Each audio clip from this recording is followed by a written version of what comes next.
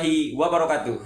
Halo planner sekalian, kita kembali lagi di podcast Plano Art, tempat ngobrol-ngobrol random seputaran dunia kampus dan bidang perencanaan wilayah dan kota atau PWK. Setelah di beberapa podcast terakhir, tamunya adalah pria. Nah, di kesempatan podcast kali ini kita mengundang Mbak Cantik yang juga salah satu mahasiswa tingkat akhir di program studi perencanaan wilayah kota Universitas Muhammadiyah Mataram. Halo Mbak Kalisa. Halo Mas Rapli.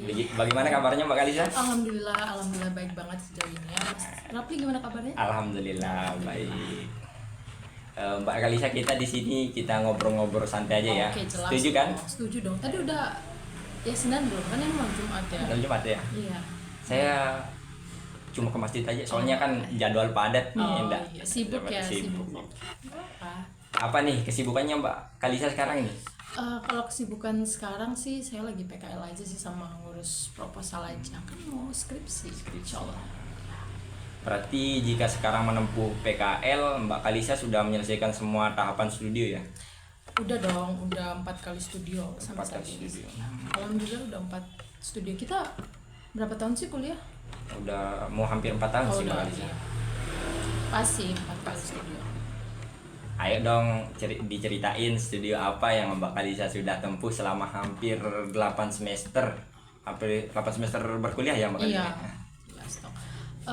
Kalau sejauh ini ya kan kita udah ngejalanin 4 studio ya? 4 studio. Yang pertama ada studio proses, yang kedua ada Penwheel, yang ketiga ada urban design, dan yang terakhir kemarin perkot sih. Alhamdulillah udah selesai semua kalau sejauh ini. Studio itu dimulai dari semester berapa sih Mbak Kalisa? Kalau seingat saya kemarin ya semester 3 sih kalau nggak salah. Iya. Dari studio apa dia? Proses, terus Penwheel semester 4, kemudian urban design di semester 5 ya kalau nggak salah, terus yang terakhir kemarin perkot. Dari beberapa studio yang Mbak Kalisa sudah tempuh, kira-kira studio mana yang menurut Mbak Kalisa paling sulit atau bahkan paling menguras pikiran dan emosi? Kalau menurut saya sih empatnya ya sama aja ya, pasti tetap aja nguras tenaga, nguras pikiran. Tapi sejauh ini yang benar-benar bikin saya kayak aja sulit banget ya, itu di studio Penwheel kalau nggak salah. Iya. Soalnya di situ saya megang PJ yang analisis, kan kita harus proyeksi kan. Semuanya kan emang ada yang namanya proyeksi itu, cuman seingat saya megangnya sendiri itu. Tapi nggak apa-apa. Kalau kan Penwheel itu setahu saya nih Mbak Kalisa, kan dia skalanya kecamatan ya. Iya, itu kecamatan ya. besar banget. Itu apalagi kemarin lokasinya di Brangene di Kabupaten Sumbawa Barat. Iya, 2 minggu sih di sana. Berarti yang menguras energi dan pikiran itu studio Penwheel ya Mbak Iya, Kalisa? menurut saya ya, soalnya kan kita menganalisis proyeksi, kita merencanakan bagaimana ke depannya, apa aja yang kurang di sana, contohnya TPS, apakah butuh perbaikan jalan atau tidak. Sebagai wanita, apakah perlakuan beda antara peserta wanita dan pria di studio selama studio? Kalau antara perempuan dan wanita pasti ada bedanya. Perempuan dan ya. pria. Oh iya, sorry guys. Perempuan dan pria pasti ada bedanya ya. Contohnya saya sendiri selama ini kalau kita ke instansi itu kan kita minta data ya. Biasanya kalau cowok tuh suka dilama-lamain sama pegawai-pegawainya di sana. Pengalaman saya juga Mbak Kalisa. Nah, kalau saya sendiri alhamdulillah mungkin privilege kita kan sebagai wanita yang insya Allah cantik insya Allah ya. Jangan bully saya guys, saya cuma ya nggak apa-apa ya, confident kita kan harus percaya diri, apalagi sekarang di depan kamera. Pokoknya kita ngobrol ini ngobrol santai aja Mbak Kalisa. Saya cuma bercanda ya guys. Iya. Alhamdulillah kalau kita minta data-data, khususnya saya kan pasti dimudahin gitu. Cuman walaupun kayak gitu, pasti kita juga harus kayak gimana ya, nggak boleh sombong sama kelompok lain gitu. Kadang juga kalau kita sebagai cewek kayak gitu kan pasti kurang nyaman, apalagi yang datang tuh kayak om-om Sering Oh, lah kayak Diganggu pasti iya ya. suka diganggu, Diganggu. benar, tapi nggak apa-apa, yang penting dapat Dapat data. Berarti cewek itu mudah untuk Enggak sih, Enggak, enggak juga sih. enggak, Tapi kan oh. ini karena kebutuhan untuk apa ya? Tugas besar, Tugas jadi why not lah. Alright. Apa coba. Sekali-sekali.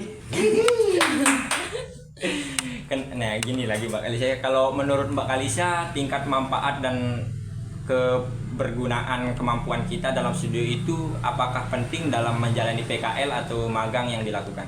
Penting banget dong, soalnya kan sekarang ya kita kalau kuliah tuh kan kalau jam matkulnya jam 9, jam 10, kadang jam 1 siang, jam 3 sore. Kalau sekarang PKL apalagi di tempat saya itu harus datang pagi banget. Pagi. Otomatis kita secara nggak langsung harus bangun pagi, harus belajar bangun pagi gitu. Pokoknya harus mandiri. Iya. Terus tentang pelajaran studio itu masuk berguna juga nggak di tempat PKL atau gimana Mbak Kalisa? Jelas sih, apalagi kita dulu saya tuh nggak bisa megang Word, nggak bisa megang laptop Kayak gaptek gitu kan? gaptek banget. Terus akhirnya kita dapat tugas besar kan di situ, ngajarin banget kan. Alhamdulillah sekarang berguna banget di PKL. Jadinya kalau misalkan orang ngantor, Mbak Kalisa minta tolong ngerjain ini, jadinya kan kita udah tahu gitu, udah dapat pelajaran sebelumnya.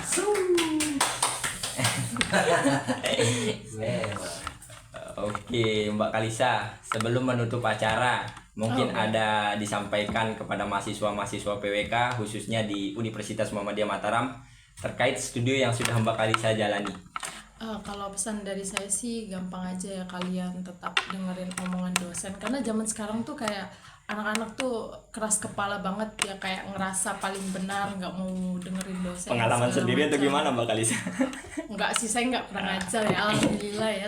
Astagfirullahaladzim, saya sangat mengikuti omongan dosen-dosen saya, makanya sampai saat ini saya bisa duduk di sini. Luar Ya, biasa. kalian harus dengerin omongan dosen kalian, karena kan nanti kalau kalian kesusahan, yang bantu kalian tuh dosen kalian. Jangan sombong lah gitu, harus cari relasi, apalagi sama cutting ya. Cutting tuh gampang banget loh, paham Iya. gak sih?